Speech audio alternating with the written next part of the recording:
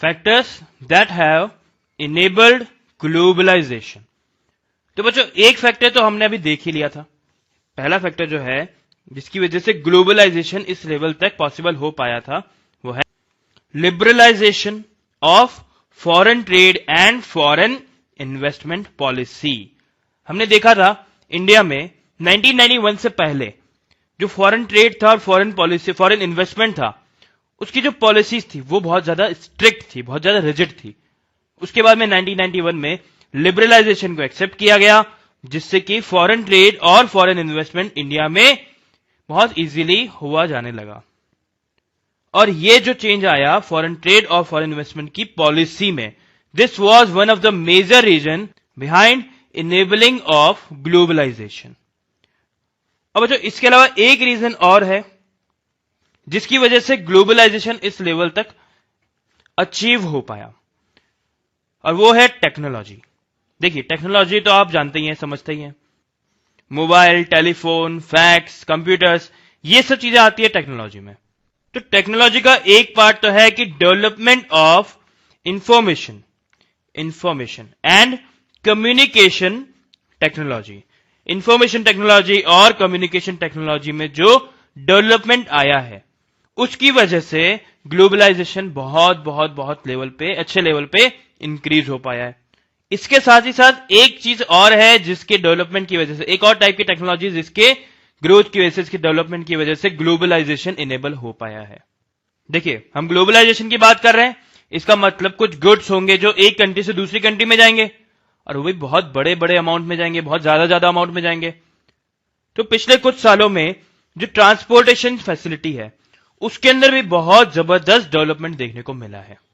बच्चों अब हमारी दुनिया जो है वो गधा गाड़ी, बैलगाड़ी, घोड़ा गाड़ी से उभर के एरोप्लेन्स, ट्रेन्स और शिपमेंट के ट्रांसपोर्ट के ऊपर डिपेंडेंट हो गई है। पिछले कुछ सालों में जो ट्रांसपोर्टेशन की फैसिलिटी है उसके अंदर भी बहुत जबरदस्त डेवलपमेंट देखने को मिला है।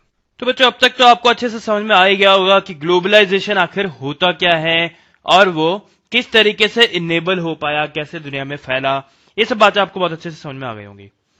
अब हम पढ़ेंगे कि इंडिया में, मतलब हमारी कंट्री पे ग्लोबलाइजेशन का आखिर असर ही क्या पड़ा था। हमने देखा 20 साल हो गए, 20 साल से ज्यादा ही टाइम हो गया इनफैक्ट ग्लोबलाइजेशन को इंडिया में इंप्लीमेंट हुए। उससे हमारी कंट्री पे क्या क्या फर्क पड़ा, हमें इस बारे में कुछ देखना है। हम इसके दोनों एस्पेक्ट देखेंगे, पॉजिटिव एस्पेक्ट भी देखेंगे और नेगेटिव एस्पेक्ट भी देखेंगे।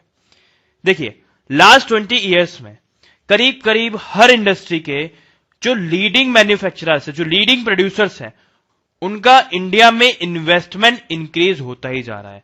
भले ही वो सॉफ्ट ड्रिंक से रिलेटेड हो, भले ही वो मोबाइल से रिलेटेड हो, ऑटोमोबाइल से रिलेटेड हो, या फास्ट फूड से रिलेटेड हो, या क्लोथिंग से रिलेटेड हो।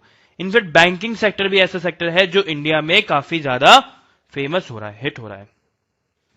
अब लास्ट 20 ईयर्स में इंडिया में ये सारी ब्रांड्स आई हैं, ये सारी कंपनीज आई हैं।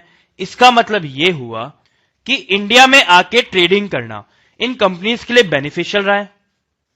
इसके अलावा इंडिया की बहुत सारी ऐसी टॉप कंपनीज है जिनको भी बहुत बेनिफिट हुआ है because of competition, because of use of better technology for production.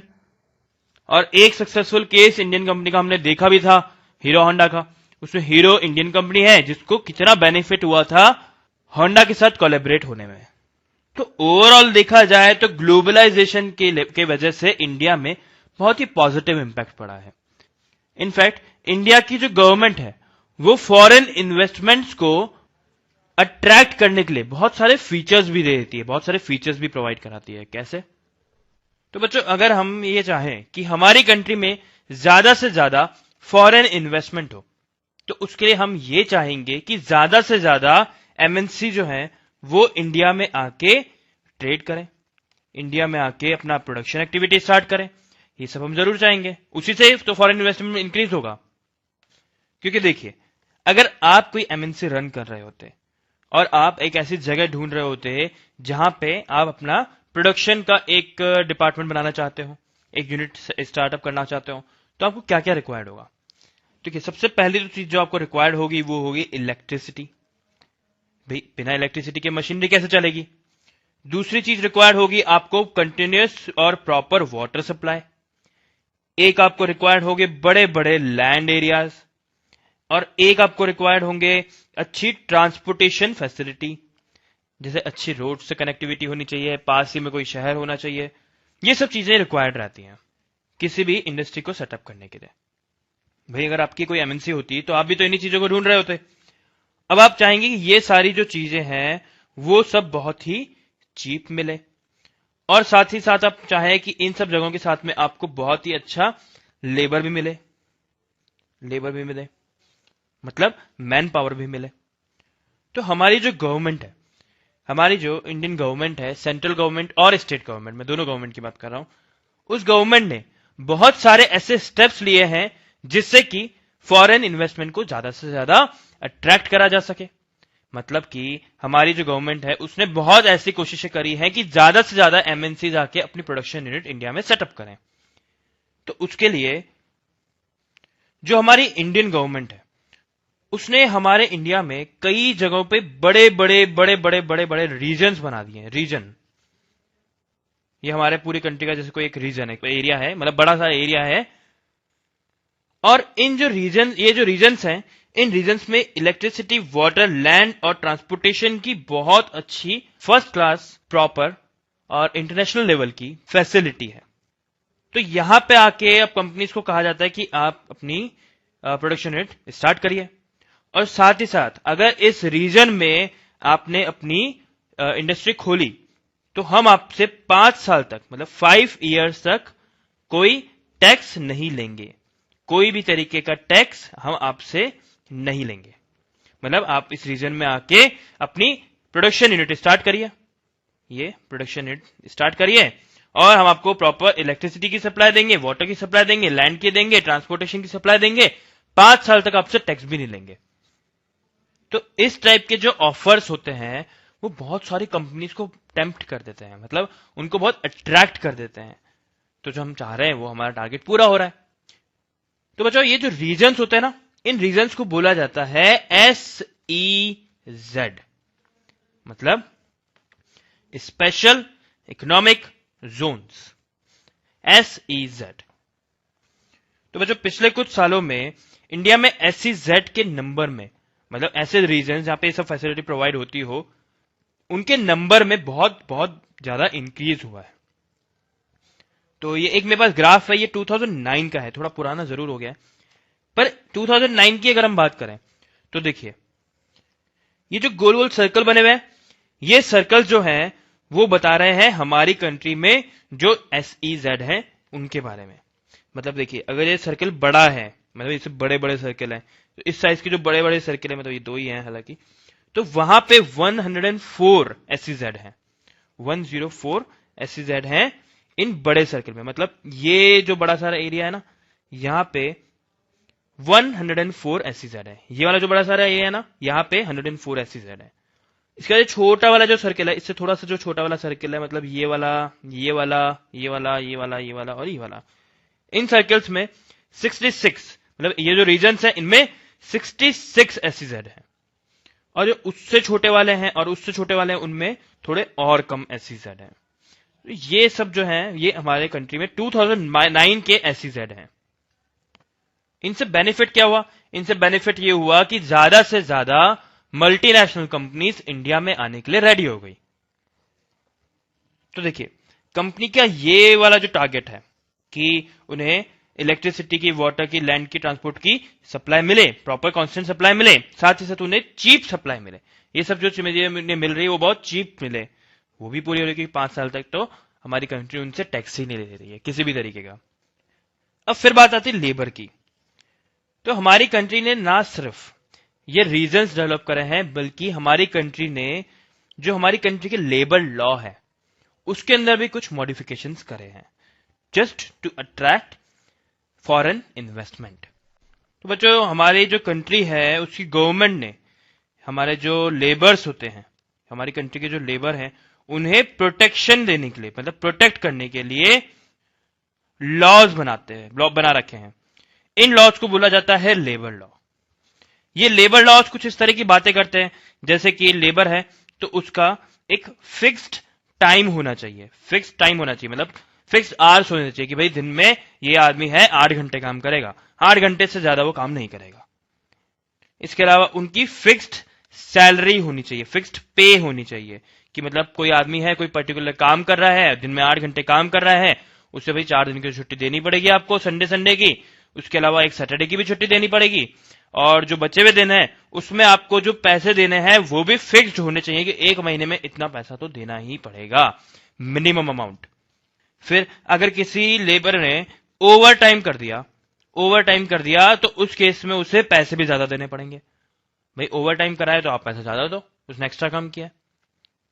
पर अब जो एमएनसी होती है ना, ये जो एमएनसी होती है, बड़ी बड़ी मल्टीनेशनल कॉर्पोरेशन होता है, उनके पास में बहुत सारा वर्कलोड होता है, मतलब उनके बहुत ही ज्यादा काम होता है, तो जैसे इस वाले एग्जांपल में देखिए, ये है एक एमएनसी का काम। अगर इस काम को इस स्टाइल से किया जाए, मतलब फिक्स टाइम पे किया जाए, फिक्स टाइम के अकॉर्डिंग करा जाए, फिक्स पेमेंट पे किया जाए, ओवर टाइम के भी पैसे देने पड़े, तो ऐसे केस में जो एमएनसी है ना, उसकी हालत कुछ ऐसी हो जाएगी, ये जो गधा है इसके जैसी हो जाएगी।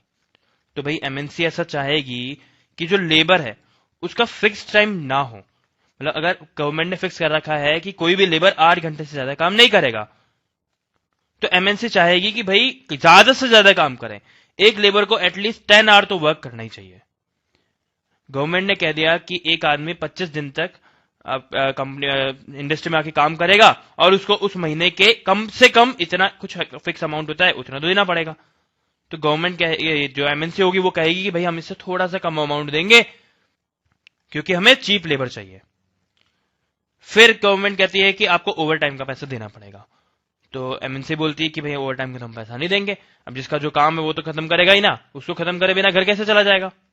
तो फिर क्या हुआ कि जो इंडिया के लेबर लॉज थे उसमें थोड़ी फ्लेक्सिबिलिटी लानी पड़ी। जो फिक्स्ड टाइम वाला कॉन्सेप्ट था उसको फ्लेक्सिबल टाइम बनाना पड़ा, फिक्स्ड पे वाला कॉन्सेप्ट था उसको भी चेंज करना पड़ा, ओवर टाइम पे भी पैसा देना जरूरी नहीं रह गया है। तो अब क्योंकि इंडिया की गवर्नमेंट ने लेबर लॉज में थोड़ी फ्लेक्सिबिलिटी ला दी है, तो उस वजह से जो फॉरेन इन्वेस्टमेंट है वो इंडिया में इंक्रीज हो गया है, क्योंकि इंडिया में फॉरेन कंपनीज को बहुत ज्यादा मेहनती लोग मिलते हैं, बहुत ज्यादा काम करने वाला लेबर मिलता है, वो भी बहुत ही कम रेट पे। पर बच्चों इतनी फ्लेक्सिबिलिटी प्रोवाइड कराने के बाद भी जो एमएनसीज हैं वो डिमांड कर रही हैं अब कि और ज्यादा लेबर लॉ में फ्लेक्सिबिलिटी लाओ। तो बच्चों अभी अभी हमने देखा कि ग्लोबलाइजेशन की वजह से इंडिया पे कितना जबरदस्त असर पड़ा है। देखिए इंडिया के जो कंज्यूमर्स हैं उनके पास में कितनी वाइड वैरायटी हो गई है, हर इंडस्ट्री में, हर फील्ड में उनको टेक्नोलॉजी सस्ते में मिलती है, उनको लेटेस्ट टेक्नोलॉजी मिलती है, और तो और जो भी आइटम्स मार्केट में अवेलेबल है उनकी रेट भी बहुत ज्यादा कम होती है और बहुत ही अच्छी क्वालिटी भी होती है। साथ ही साथ हमारी जो इंडियन कंपनीज है उनको भी ग्रोथ करने का बहुत बड़ी अपॉर्चुनिटी मिली है। और बच्चों यहां तक कि ग्लोबलाइजेशन की वजह से बहुत सारी इंडियन कंपनीज भी ऐसी हैं जो खुद मल्टीनेशनल कंपनीज में कन्वर्ट हो गई हैं, जैसे कि Tata Motors, Infosys, IT company है एक इन्फोसिस, एशियन पेंट्स, रैनबैक्सी, ये फार्मेसी की कंपनी है, दवाइयां बनाती है, और ऐसी कुछ और भी कंपनीज हैं which have emerged as multinational companies themselves. पर बच्चों ऐसा बिल्कुल भी नहीं है कि जब से ग्लोबलाइजेशन स्टार्ट हुआ है तब से हमारे देश में सब कुछ अच्छा ही अच्छा हो रहा है। इनफैक्ट ग्लोबलाइजेशन के कुछ नुकसान भी है जो हमारी कंट्री को उठाने पड़े हैं। देखिए एक नुकसान इस एग्जांपल से समझते हैं। ये कोई आदमी है, इसका नाम है रवि, और ये कैपेसिटर्स मैन्युफैक्चर करता है, कैपेसिटर्स, और इसने कैपेसिटर्स को बनाने का काम स्टार्ट किया था 1992 में। 1992 में इसने एक फैक्ट्री सेटअप करी थी, इसमें कैपेसिटर बनाता था। कैपेसिटर एक्चुअली होता क्या है? कैपेसिटर एक छोटा सा सर्किट होता है, छोटा सा सर्किट में लगने वाला एक एलिमेंट होता है जो ट्यूबलाइट, टेलीविजन, इन सब चीजों में, इलेक्ट्रॉनिक आइटम्स में सर्किट में ऐड होता है, अटैच होता है। अब ये जब से इसने फैक्ट्री ओपन करी इस चीज की, कैपेसिटर की, तब से रवि ने बहुत बेनिफिट कमाया, और इसके अंडर 20 एम्प्लॉयज वर्क करते हैं। 20 एम्प्लॉयज काम करने लग गए इस फैक्ट्री में। तो बच्चों एक्चुअल में रवि क्या है? रवि एक स्मॉल मैन्युफैक्चरर है। अब इसने 1992 में अपनी फैक्ट्री सेटअप करी और ये ठीक ठाक सा प्रॉफिट भी कमाने लगा। इसके अंदर 20 एम्प्लॉयज भी काम करने लगे। फिर क्या हुआ? फिर एलपीजी का इंट्रोडक्शन हुआ इंडियन इकोनॉमी में। अब 2001 तक 1992 से ईयर 2001 तक आते आते ग्लोबलाइजेशन का असर हमारे देश में दिखने लगा। उससे हुआ ये कि जो कैपेसिटर्स है उनकी कॉस्ट जो है वो बहुत डिक्रीज हो गई, क्योंकि दूसरी कंट्रीज से कैपेसिटर इंडिया में आने लगे, इंपोर्ट हुए जाने लगे। तो क्या हुआ? ये जो स्मॉल मैन्युफैक्चरर थे, स्मॉल लोकल मैन्युफैक्चरर थे रवि जैसे, उनको इस चीज का बहुत लॉस हुआ। क्योंकि देखिए, ये लोग जो कैपेसिटर बना के बेच रहे थे मार्केट में, उनकी जो प्राइस थी वो इंपोर्ट हुए हुए कैपेसिटर से काफी ज्यादा थी। इस वजह से जितनी भी कंपनीज कैपेसिटर रवि से बाय करती थी वो अब उन कंपनी से बाय करने लग गई जो कैपेसिटर्स कम रेट में बेच रहे हैं। और अब तो हालात इतने बुरे हो गए हैं कि रवि के पास जब पहले 20 एम्प्लॉयज थे और अब इसके पास में सिर्फ 7 एम्प्लॉयज ही रह गए हैं। इनफैक्ट जो रवि के फ्रेंड्स हैं जो सेम इसी बिजनेस में लगे हुए थे, उन लोगों में से ज्यादातर लोगों ने अपना बिजनेस बंद ही कर दिया है।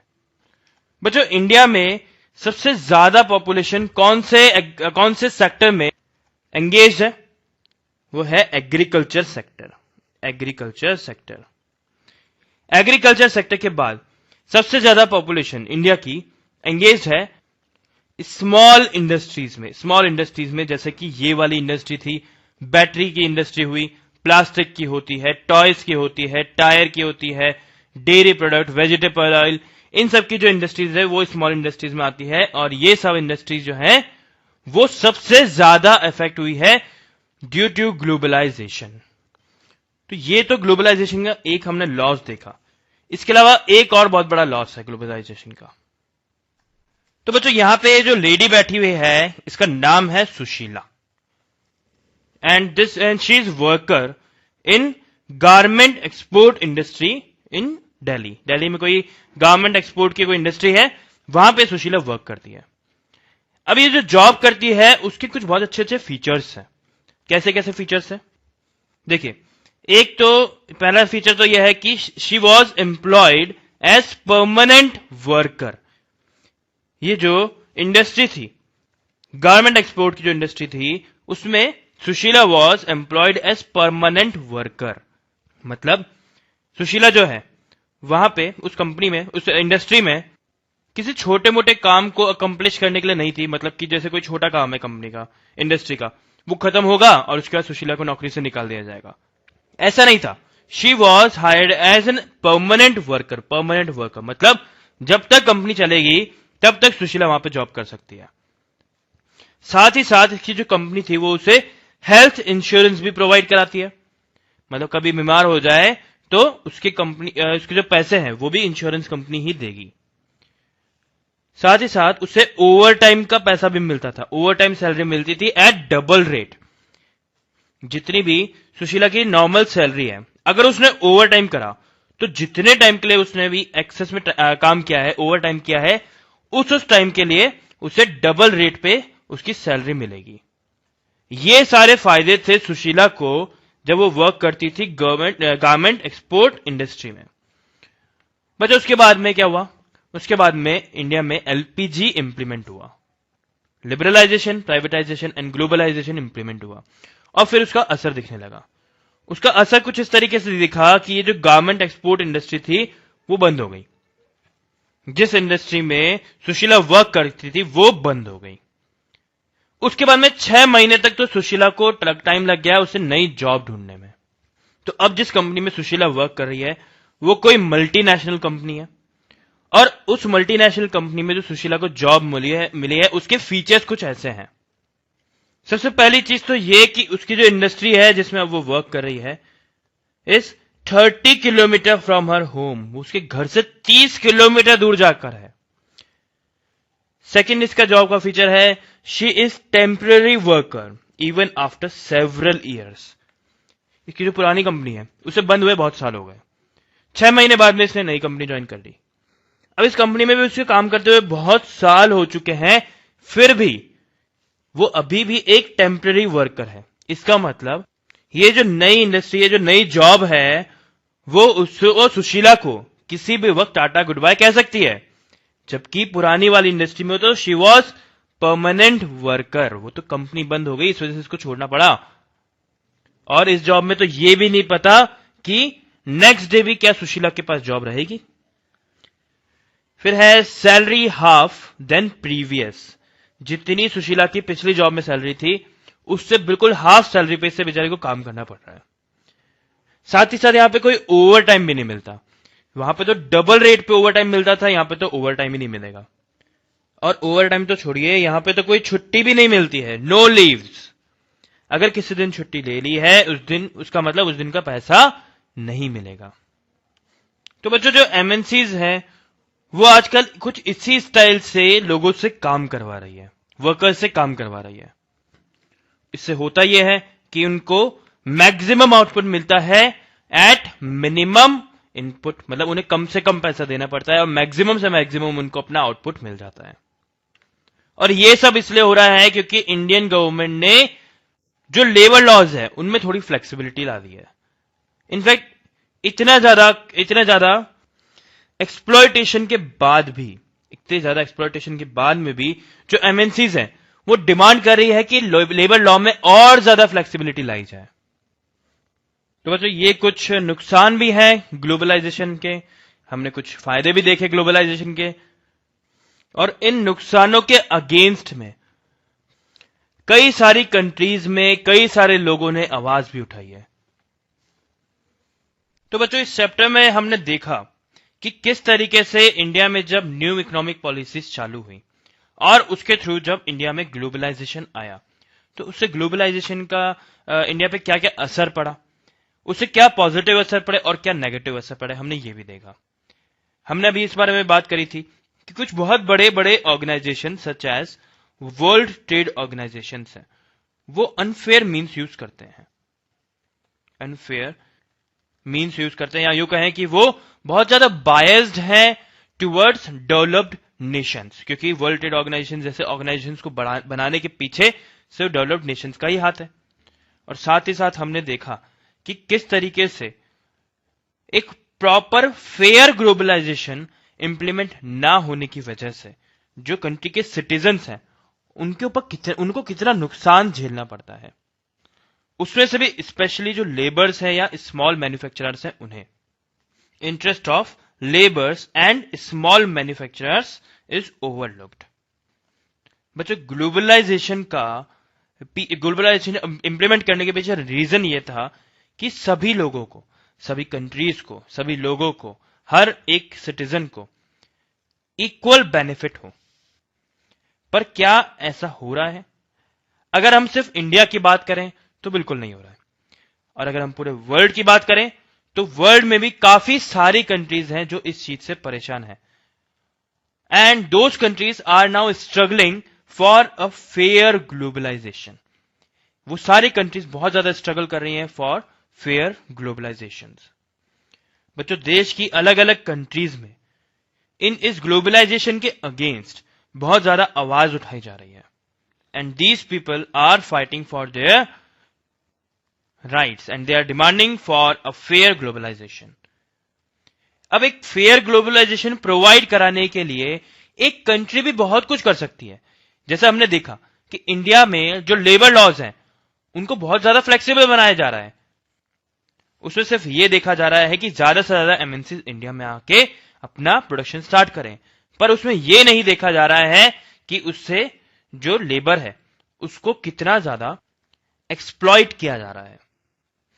सो ओवरऑल हम एक कंक्लूजन पे आ सकते हैं कि globalisation is a very good thing, it is a very good economic process, और इसने हमारे देश का नक्शा बदल दिया है।